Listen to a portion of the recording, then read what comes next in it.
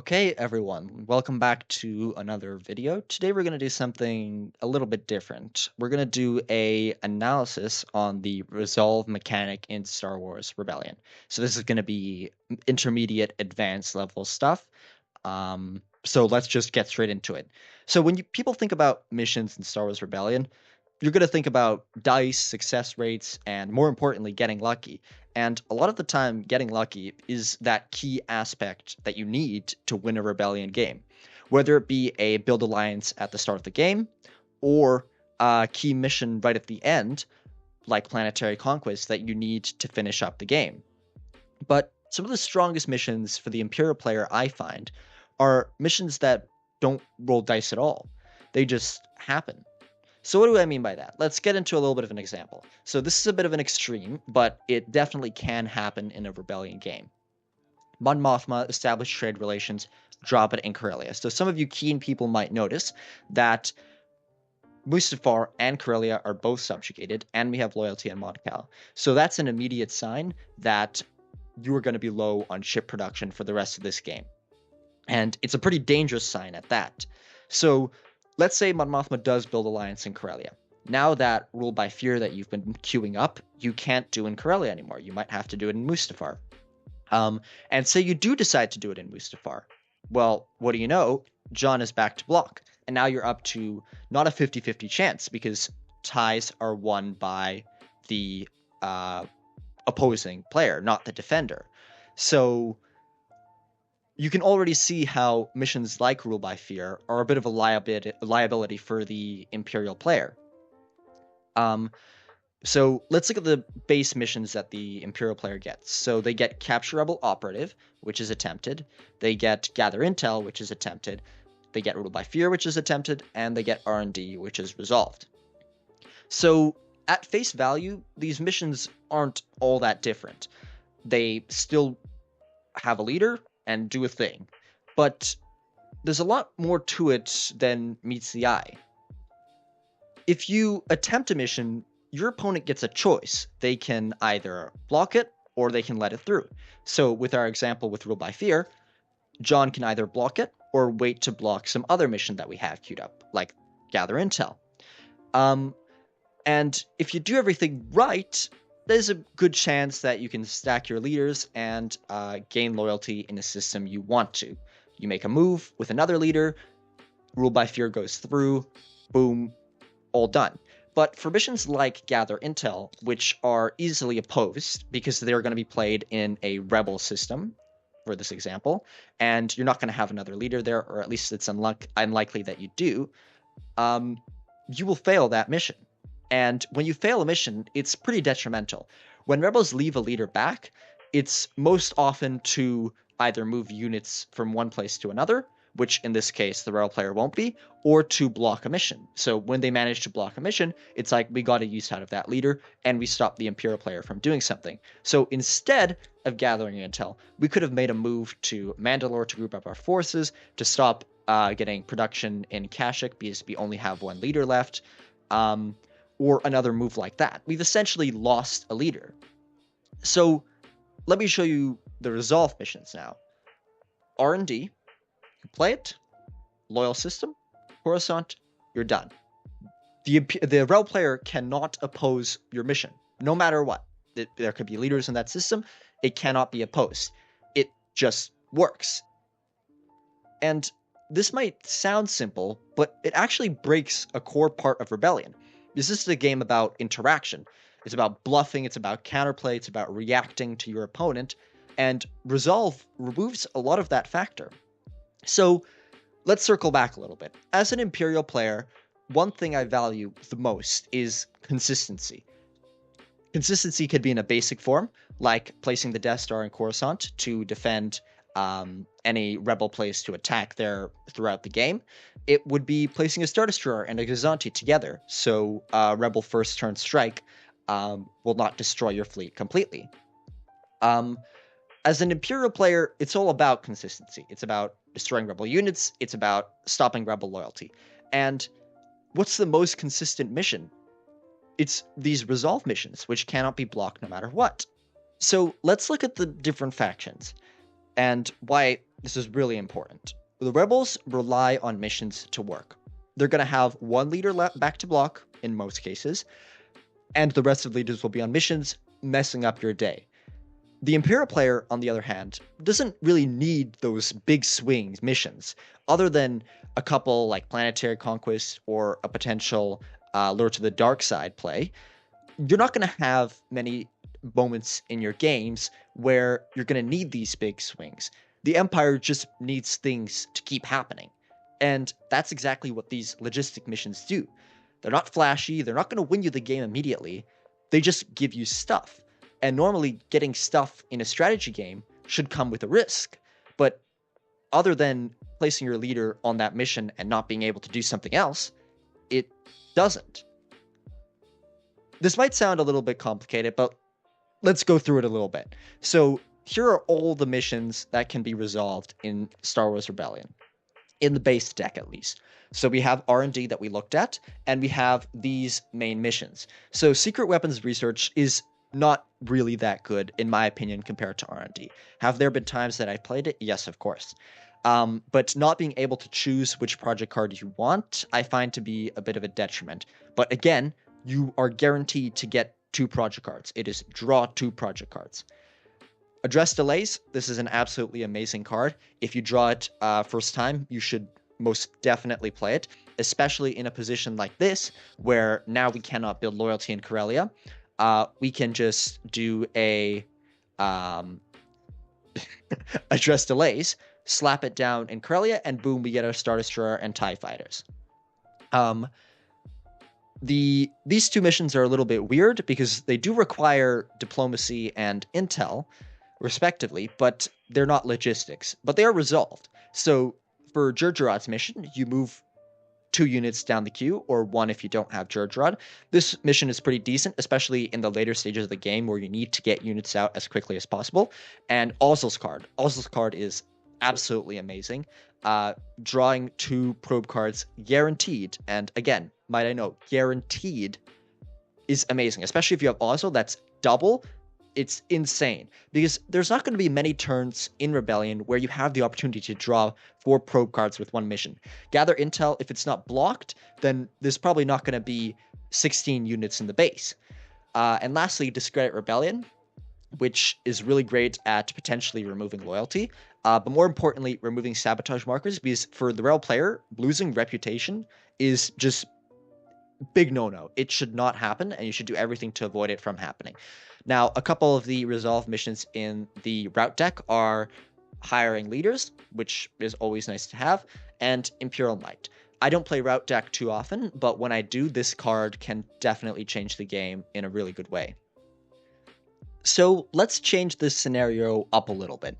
So let's say instead of deciding to play Rule by Fear and Gather Intel, we decided to play Address Delays and R&D and Gather Intel. Now, would I play this in this position? Probably not. I think it's more important to capture Kashyyyk, but just as an example. So loyalty is built in Corellia, and we can right away, as like a skip turn, now it's your turn, Address Delays in Corellia.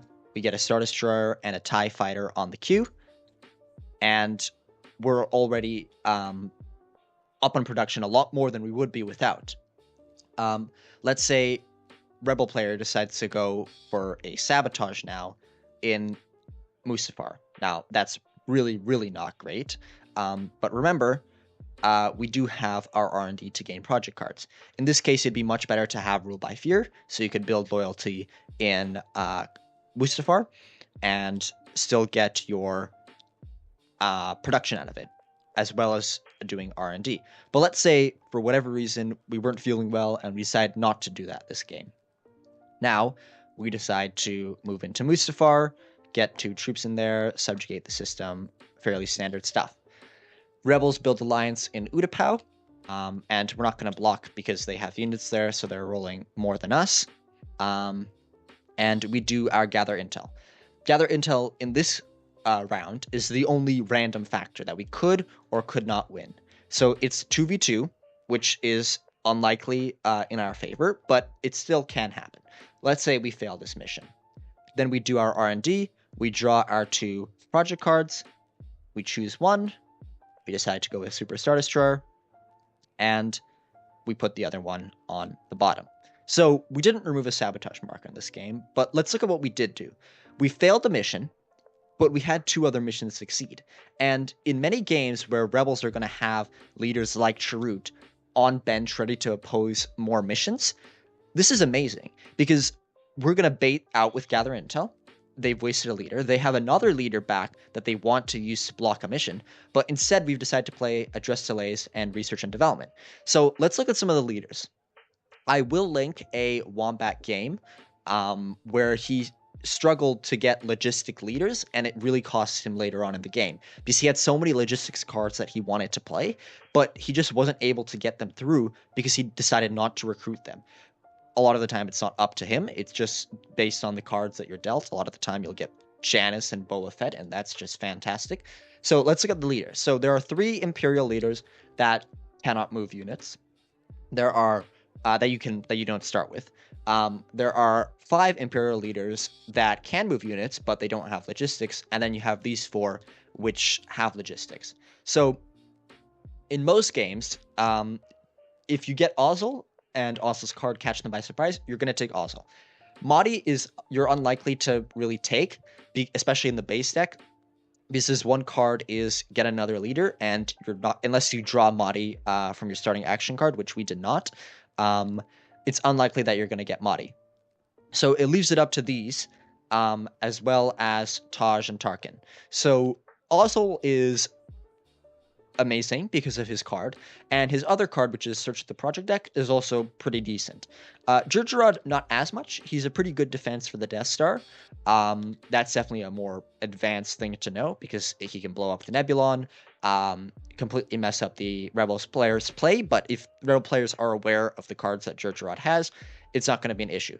And Krennic is fantastic because he has 3 intel. He does have 2 minor intel, so it's not as great as having Yularen, but I value Krennic way more than I value Yularen because of that logistics and that ability to play those kinds of cards instead. So let's look at some of the project cards that you can get through R&D and through secret weapons research.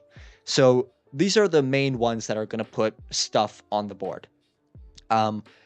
Construct Death Star, you're unlikely to play this because of the reputation loss threat, but these main cards are what you're looking for when you're doing a R&D, especially early on into the game. Construct Factory, particularly later on into the game, that ability to remove a sabotage marker, it's basically address delays and R&D put together. And it's absolutely insane because on the last turn of the game, you need some units on the queue. You have a Super Star Destroyer ready to deploy, but the system sabotage. You put a Construct Factory, sabotage marker is removed, more stuff is on the queue, and now you're able to deploy there. So Construct Factory is great for that. If we're looking at Interdictor and Super Star Destroyer, both of these cards are amazing. They're excellent to draw early on because it gets you ships on the board, and especially on a board like this where we're looking for more ships to come, it's absolutely fantastic. So all these missions are resolved. They come to you no matter what, no matter if the Rebel player has leaders back to block or not. So some of the strongest missions in Rebellion aren't the ones that succeed. There's the ones that can't fail. Resolve isn't just a mechanic, it's a way to avoid playing part of the game your opponent can't interact with. And for that, I find much value from these resolve type of cards. So let's say I drew a Interdictor, which I often do when I do my R&D, and we decide to play it on the next turn. Interdictors are very obvious because you put 2 leaders on it. It's unlikely that you're ever going to put 2 leaders on any other mission, especially showing that you have logistics on there. Rebel player pretty much knows it's Interdictor. But you get your Interdictor card back so you can play it again, and it's played on turn 1. Let me remind you that this is a 4 red health unit that stops retreat from rebel units. Admittedly, it does roll 2 green dice, but you get it on turn 1, and it stops retreat. So an absolutely amazing card, and it can swing your game around completely, especially in a game like this where we don't have much ship production. So some final thoughts. When I play Rebellion, I find that consistency is the most important thing. And if you have an option between a risky plan and a guaranteed one, I'm more likely to play the guaranteed one. Now, I draw Planetary Conquest and Lure of the Dark Side. I want to do a Planetary Conquest on Utapau, capture Mon Mothma. It's a risky play, yes, because there's a chance that it will be blocked. Unlikely chance, especially early on, since you have Vader, but a possible chance that you've just wasted 2 leaders. But will I try that out? I could. And especially when it's more guaranteed, it's more appealing to do.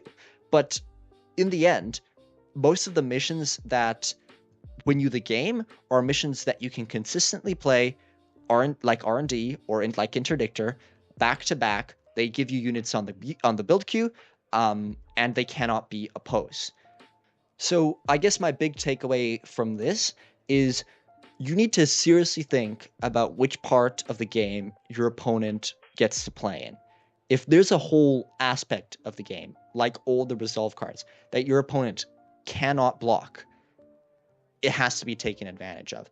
And admittedly, some of the resolve cards are really not that great, especially some being situational, just like every other mission in the game. Double our efforts, a lot of the time, you're not going to draw this card at the right moment to play it.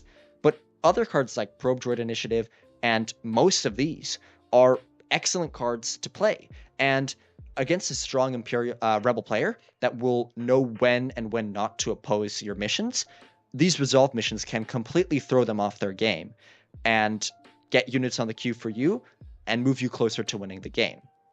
So thank you all for watching. I hope I've put something, some good idea on something to try out in your next Rebellion game. Admittedly, I do not have as much experience as a lot of other people in the Discord server. Speaking of which, join that if you haven't already. And I'll catch you guys in the next video.